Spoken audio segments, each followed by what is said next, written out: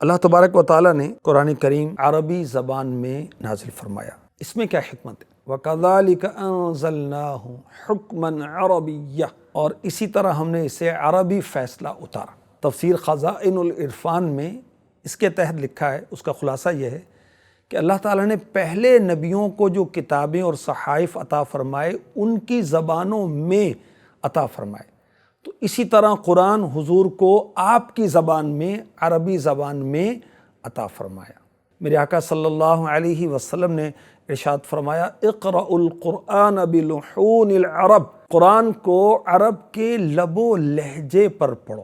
اب میری زبان عربی نہیں ہے، میں اردو بولتا ہوں، میں پنجابی بولتا ہوں، میں سندھی بولتا ہوں، فلاں ڈچ بولتا ہے، وہ فرینچ ہے، وہ ہندی ہے، وہ سندھی ہے، مگر یاد رکھیے قرآن عربی میں نازل ہوا تو ہمیں بھی عربی میں ہی اس کی تلاوت کرنی ہے۔ اور یہاں عربی زبان کی فضیلت بھی سامنے آئی۔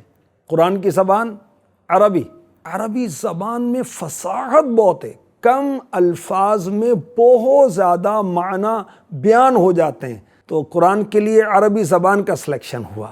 جنتیوں کی زبان عربی، اور میرے آقا علیہ الصلوۃ والسلام عربی، تو حضور سے ہمیں محبت اور ہونی چاہیے، اسی بنا پر عربوں سے بھی محبت کرنی چاہیے۔